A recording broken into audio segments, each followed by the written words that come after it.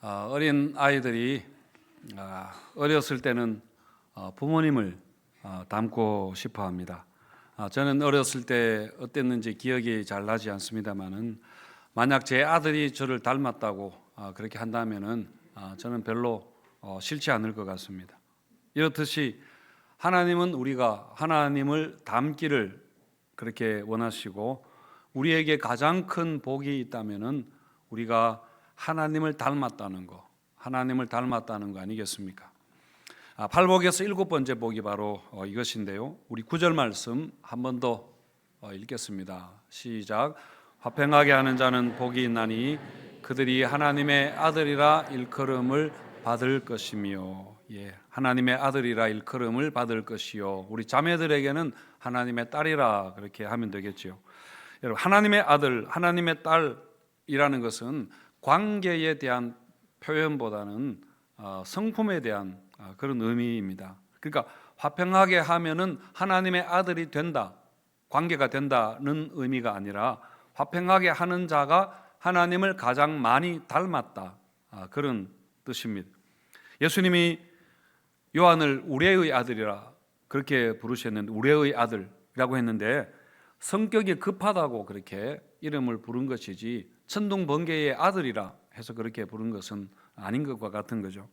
하나님을 닮는다 하는 것은 하나님의 그 성품, 인자하시고 그 거룩하시고 사랑이 많으시고 긍휼이 풍성한 이런 것을, 하나님의 성품을 닮는다 하는 것도 되고, 그리고 무엇보다도 하나님을 닮았다 하는 것의 가장 중요한 것은 뭐냐 하면은 사이가 좋다, 사이좋게 지낸다, 쉽게 말하면 그렇습니다.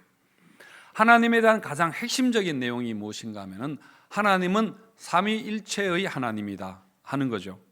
여러분, 삼위일체 교리는 성부 하나님, 성자 예수님, 성령 하나님이 그 세 분이 완벽한 하나로 존재하시고 같이 사시고, 그리고 무슨 일을 할 때도 세 분이 완벽한 호흡으로 사역하시는, 일하신다는 것을 이야기하는 겁니다. 그래서 우리가 하나님을 믿는다, 그리고 하나님을 닮는다 라는 것은 이런 삼위 하나님의 그 관계를 닮는다는 그런 말이고요. 그리고 그 하나님의 관계를, 그런 하나님을 이 땅 가운데서 보여주고 나타내고 우리가 그것을 삶으로 살아낸다, 그런 의미가 있습니다. 먼저 팔복에서 예수님이 말씀하는 평화, 화평, 이것은 일반적으로 말하는 표면적인 그런 평화를 이야기하는 것은 아닙니다. 시끄럽지 않고 조용한 것을 우리가 평화롭다 그렇게 하는데 그런 의미가 아니라는 거죠. 또 어떤 문제나 갈등을 그냥 일으키지 않고 그냥 덮어두는 것, 그리고 참고 사는 것, 그걸 또 평화라 이야기하지 않습니다. 예를 들어서 가정에서 남편의 학대를 받는 부인이 그냥 학대를 받으면서 그냥 본인이 참고 자식들을 위해서, 가정의 평화를 위해서 내가 견딘다 하는, 그게 평화가 아니라는 이야기입니다.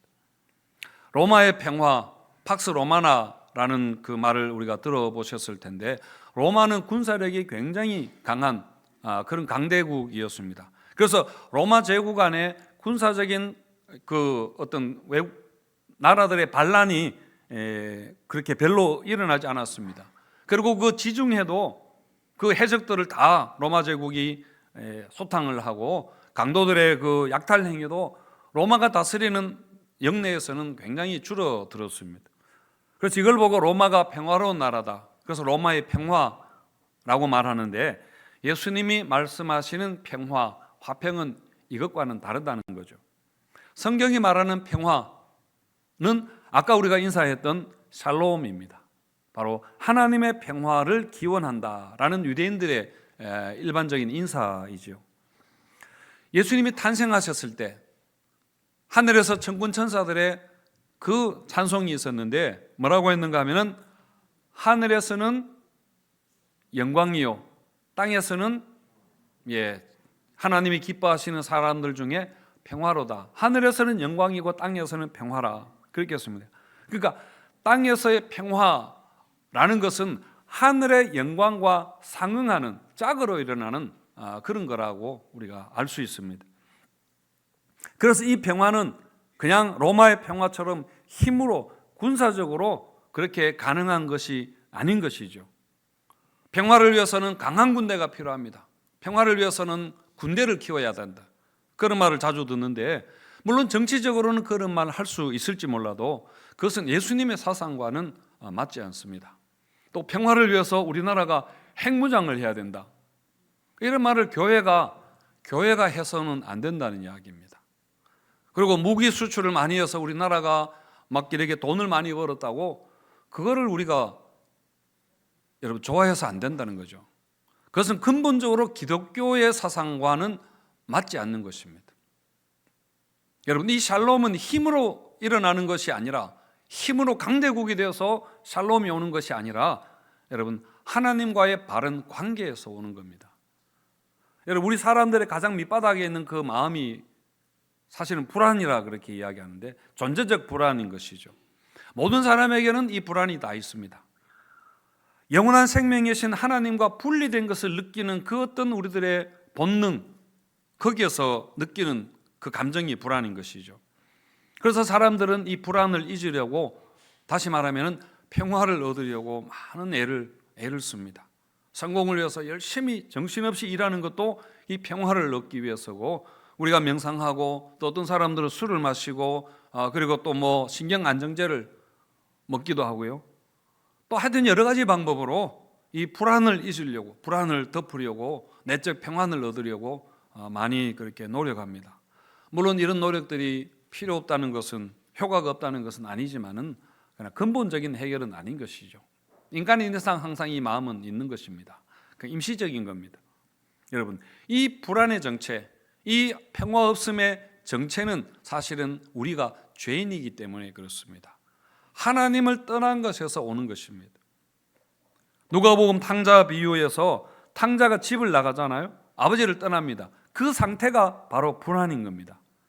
그래서 탕자가 아버지를 떠난 후에 곧 비참한 상태가 이렇게 오게 되는데, 그게 바로 평화없음인 것이죠. 이름을 붙인다면. 그런데 여러분, 그렇다면 참 평화는 어떻게 오는 것일까요? 탕자가 집으로 돌아가면 되는 겁니다. 아버지의 집으로 돌아가는 것에 있습니다.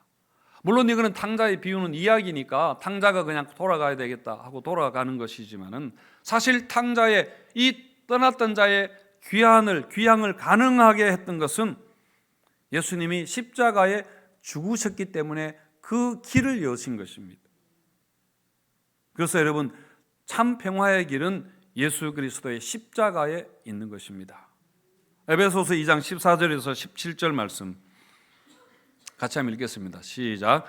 그는 우리의 화평이신지라 둘로 하나를 만드사 원수된 것, 그 중간에 막힌 담을 자기 육체로 오시고 법조문으로 된 계명의 율법을 폐하셨으니, 이는 이둘로 자기 안에서 한 새 사람을 지어 화평하게 하시고, 또 십자가로 이둘을 한 몸으로 하나님과 화목하게 하려 하심이라. 원수된 것을 십자가로 소멸하시고, 또 오셔서 먼데 있는 너희에게 평안을 전하시고 가까운 데 있는 자들에게 평안을 전하셨으니, 화평을 이루시고 화목하게 하시고 평안을 전하시고, 이 말이 계속해서 반복이 되고 있습니다. 그러니까 에베소서에서는 예수님의 그 구원이라는 것을 구원이라는 말보다는 화평이라는 말로 썼습니다. 화목이라는, 다른 데서는 뭐 속죄다, 구속이다 이런 단어를 썼지만, 비유를 했지만은 에베소서는 하나 되는 것, 평화, 화평, 평안, 이렇게 표현했습니다. 미국의 작가인 에드나 밀레이라는 사람이 쓴 아리아다 카포라는 그 희곡이 있습니다. 내용이 이런데요. 평화로운 목장에 두 목동이 사이좋게 양을 치고 있었습니다. 그런데 너무 심심한 겁니다. 그래서 친구들이 서로 자, 우리 담쌓기 놀이를 할까? 이렇게 했습니다. 그래서 두 목동은 돌멩이와 나무를 가져다가 그 목장에다가 담을 이렇게 쌓았습니다. 그러다가 이제 한 목동이 목이 말랐습니다. 그래서 물을 마시려고 건너 담을 넘으려고 하니까 상대방 목동이 넘어올 수 없다고 그렇게 이야기합니다. 넘어오지 못하게 했습니다. 그제 이 화가 난 목동이 자기 땅에 이제 물을 얻으려고 우물을 팠는데, 근데 물은 나오지 않고 보물 상자가 나온 것입니다. 이것을 본 건너편 목동이 그 보물을 나누어 가지자 그렇게 하니까 이 목동이 그럴 수 없다고, 이건 내 거라고, 내 땅에서 나왔기 때문에 내 거라고 그렇게 말하는 겁니다. 그러자 이 건너편 목동이 협상을 제안하는 겁니다. 물 한 바가지 줄 테니까 보석 한 개를 내게 달라, 그렇게 했습니다. 그럼 그렇게 하자고 하고는 그 마음에는 서로를 없애버릴 그 마음을 먹었습니다. 그래서 한 목동은 물을 한 바가지 떠서 거기에다가 독초에 독즙을 짜 넣었습니다. 그리고 또 다른 목동은 보석 목걸이를 친구의 목에다가 걸어주면서 힘껏 목을 감아서 잡아당겼습니다. 그래서 한 목동은 독초가 든 독즙을 마시고 죽었고, 다른 한 목동은 목걸이에 목이 걸려서 죽었다는 이야기입니다. 그렇게 서로가 얼싸안고 죽었을 때에 중간에 막혀있던 담이 와르르 무너졌다는 그런 이야기입니다. 자, 여러분, 시사하는 바가 굉장히 많은 그런 이야기이죠. 여기서 여러분, 담이라는 것은 평화에 반대되는 개념으로 사용하는 것인데요. 그러니까 작가가 여기서 말하려고 하는 것은 뭐냐면은, 우리에게 있는 이 담, 서로를 분리시키는 이 담은 뭐냐? 권태의 산물이다라는 겁니다.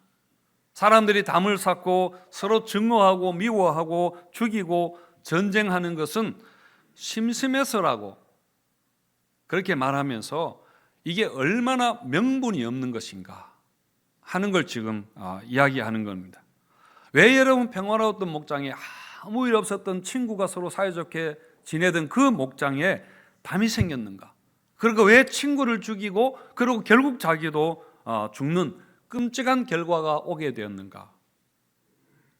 여러분, 왜 가족끼리, 사랑하는 가족끼리 서로 다투고 싸우고 그렇게 미워하고, 그래서 가정의 행복의 보금자리가 아니라 지옥이 되는가?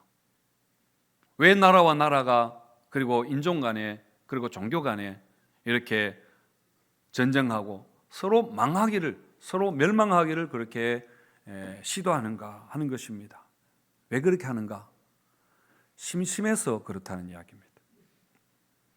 도무지 이해가 안 되죠. 정말 웃을 수밖에 없는 것인데, 그렇지만은 이게 너무나 엄연한 분명한 현실입니다. 이건 다 우리가 현실로 받아들이고 그 위에서 우리가 살아가고 있습니다. 길 가다가 전혀 모르는 사람을 죽여놓고 왜 죽였느냐 물으면은 그냥 기분이 나빠서, 그냥 심심해서 라고 그렇게 말하는 것과 같은 것이죠. 여러분, 지금 세계 곳곳에서 전쟁과 테러가 살상이 그렇게 일어나고 있습니다. 뭐 남의 나라 말할 것 없이 우리나라도 그렇지 않습니까? 지금 남북으로 나누어져서 계속해서 전쟁을 연습하고 있습니다. 북한이 전쟁 준비를 하지 아니하고 군비를 그렇게 군사 비용을 줄이고 그렇게 한다면은, 또 우리나라도 마찬가지입니다. 1년 국방 예산이 460억 달러, 60조가 넘는 돈을 군사 비용으로 우리가 쓰고 있는데, 여러분, 그 모든 돈을 정말 주민들을 위해서, 우리 사람들을 위해서, 복지를 위해서 사용한다면은, 칼을 쳐서 보습을 만들고 창을 쳐서 낫을 만든다면은 여러분 모두가 다 행복하게 그렇게 살 수 있습니다. 남과 북이 경제적으로 서로 협력하면은, 꼭 통일은 안 하더라도, 통일하면 너무나 좋지만은 그렇게 경제적으로 협력하면은 남과 북의 그런 장점이 서로 어우러져서 세계 탑3 안에 드는 경제 강국이 될 거라고 그렇게 다 이야기를 합니다. 그런데 그렇게 하지 않습니다. 잘 살려고 우리나라가 여러 가지 정책과 정치를 하고 이렇게 하면서 이런 너무나 쉬운 방법이 있는데 그 방법을 택하지 않고 반대로 서로 죽이려고, 망하려고 핵무기를 만들고 그렇게 군사 연습을 하고 그렇게 하는 거죠. 제가 이렇게 말하는 것 굉장히 무식한 소리입니다. 무식한 소리이지만은, 근데 그런 걸 잘 모르는 보통 사람들의 입장에서는 여러분 그냥 심심해서 전쟁이나 하지 뭐 라고 말하는 것처럼 우리가 들린다는 이야기입니다. 그냥 심심해서 전쟁하는 그런 거로밖에 우리가 이해되지 않습니다. 그런데 여러분, 우리가 정말 이 갈등과 서로 전쟁하고 서로 테러하고 이렇게 하는 거 이해가 되지 않지만은, 그런데 사실 원인은 있습니다. 그게 무엇입니까? 죄인 것이죠. 죄 때문에 그렇습니다. 평화로운 목장 에덴 동산이라 본다면은 죄가 들어오면서 친구 사이에 원수가 되고 담이 생기고 갈라지게 된 것입니다. 여러분, 사람이 진화된 존재라면은 지금 이 정도가 되면은 이런 문제들이 사실 많이 해결이 되었어야 하지 않겠습니까? 근데 전혀 그렇지 않습니다. 왜냐하면 이것은 죄 문제이기 때문에. 죄 문제는 오직 예수 그리스도의 십자가만이 여러분 해결할 수 있는 것입니다. 그래서 예수님이 십자가로 중간에 막힌 담을 허시고 화평을 이루셨습니다. 예수님이 땅에 오셨을 때 제가 앞에서 말씀드린 것처럼 땅에서는 평화로다라는 선언이 있었습니다. 그리고 예수님이 십자가 지시기 바로 전에 제자들에게 하신 말씀이 뭐냐면은 나의 평안을 너희에게 주노라, 그렇게 말씀하시고, 부활하신 후에 제자들에게 첫 말씀이 무엇인가요? 평안이 있을지어다. 십자가 이전에도, 부활 이전에도 평안을 주셨고 부활 이후에도 평안을 이야기하셨습니다. 평안이 있을지어다 하시고는 예수님이 뭐라고 하셨는가 하면은 내가 너희를 보내노라. 하나님이 나를 보낸 것 같이 나도 너희를 보낸다, 그렇게 하셨습니다. 그러니까 여러분, 우리를 화평케 하는 자로 이 세상 가운데 보내신다는 그 말씀입니다. 여러분, 부활의 정의는 뭐냐 하면은 화평을 전하는 자, 부활의 가장 핵심적인 내용, 둘로 하나 되게 하고 화평하게 하는 그 화평을 전하는 것이 여러분 부활의 정의입니다. 그래서 화평하게 하는 이 일, 이것은 우리의 부르심이고 이것은 우리의 직분인 것입니다. 고린도후서 5장 18절에 보시면은 그가 그리스도로 말미암아 우리를 자기와 화목하게 하시고 또 우리에게 화목하게 하는 직분을 주셨다. 목사라는 직분, 장로, 권사, 집사라는 이런 여러 가지 직분을 우리가 받은 것처럼 모든 직분의 공통되는 핵심 내용은 화평하게 하는 것입니다. 화평하게 하는 직분. 여러분, 일을 열심히 해서 싸우고 뭐 성과를 내고 그게 아니라 일 안 해도 좋습니다. 화평이 더 궁극적인 목적이라는 이야기입니다. 지금 우리가 사는 이 세상은 깨어진 세상, 브로큰 월드라고 그렇게 이름을 붙이는데요, 거울이 깨어지고 그릇이 깨어지고 하는 것처럼 사람들이 다 심령이, 마음이 깨어지고 가정이 깨어지고 정말 깨어진 세상입니다. 그래서 사실 온전한 게 하나도 없습니다. 모든 사람들이 겉으로 보기에는 다 이렇게 아름답고 멀쩡하고 그렇게 나이스하고 하지만은 속을 들여다보면은, 가까이 가보면은 여러분 거기에는 다 아픔이 있고 상처가 있고 여러분 여러 가지 많은 그런 죄가 있고 문제가 있지 않습니까? 좋은 집에서 뭐 커피 마시고 음악을 들으면서 정말 행복하게 사는 것 같지만은 사실은 속을 들여다보면은 거기에 많은 어려움이, 가정의 문제들이 있습니다. 그래서 인생은 멀리서 보면은 희극이지만 가까이 가서 보면은 다 비극이다. 찰리 채플린이 그렇게 이야기를 했는데요, 부모와 자식 간에도 서로 그 가까운 사이에서 상처를 주고 상처를 입고, 그래서 그 인생이 삐뚤어지게 되기도 하고, 행복해야 될 가정이 깨어져서 여러분 얼마나 많은 아이들이 그 가정에서 자라면서 병들어가고 그렇게 되지 않습니까? 부모와 자식 간에 뭐 여러 가족 관계 속에서도 이런 아픔을 우리가 주고받습니다. 나이 드신 어른들이 사람을 만나면은 맨 처음에는 다 자식 자랑을 한답니다. 그러다가 좀 더 친해지면은 그 다음부터 다 자식 욕을 또 그렇게 한다고 하는데요. 그러니까 마음에 여러 가지 자식에 대해서 많은 그런 욕할 게 있는 것이죠. 여러분, 이런 깨어진 세상에서 우리가 어떻게 화평하는 자로 살아갈 수 있는가? 어떻게 화평하는 자의 직분을 감당할 수 있는가?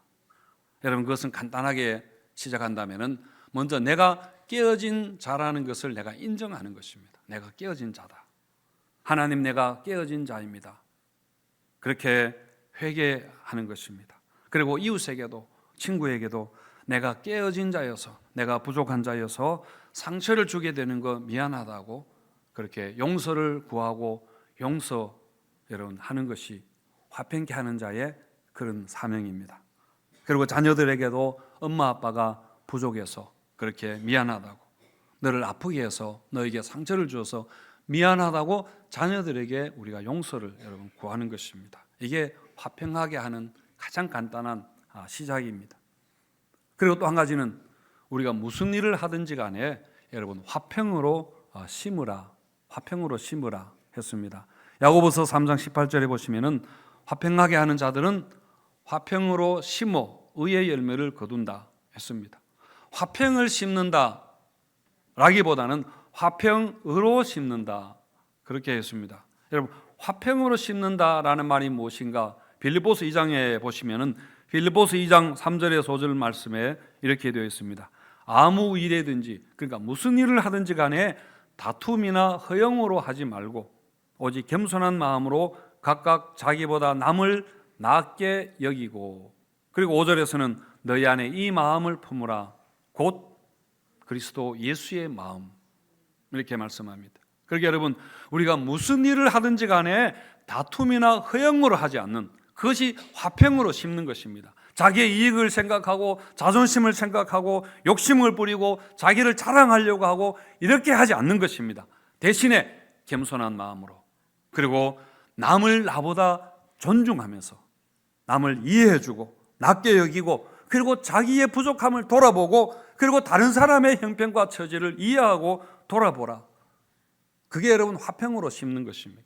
이게 바로 예수님의 마음이 있어야 가능한 것인데, 이렇게 무슨 일을 하든지 간에 예수 그리스도의 그 마음을 가지고 하는 것이 바로 화평으로 여러분 심는 것입니다. 화평으로 심으면은 의의 열매를 거둔다 했는데, 의라는 것이 여러분 성경에서는 관계에 대한 이야기 아닙니까? 바른 관계를, 하나님과의 바른 관계를 의라고 그렇게 하는데요. 그렇게 우리가 화평으로 심을 때에 관계가 회복이 됩니다. 화목하게 됩니다. 그리고 모든 것이 정상이 됩니다. 부모와 자식 간에, 친구 간에 정상이 되고, 그리고 상식적이 됩니다. 그리고 이해할 만한 것이 여러분 된다는 이야기입니다. 이게 간단한 것 같지만은 사실은 십자가의 길입니다. 진짜 하나님의 아들이셨던 예수님의 삶이었습니다. 이렇게 예수님의 마음, 예수님의 삶을 본받는 우리 성도님들 되시기를 바랍니다. 성 프란체스코의 그 평화의 기도 우리가 많이 아실 텐데요.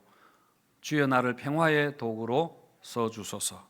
미움이 있는 곳에 사랑을, 상처가 있는 곳에 용서를, 분열이 있는 곳에 하나됨이, 일치를 심게 하소서.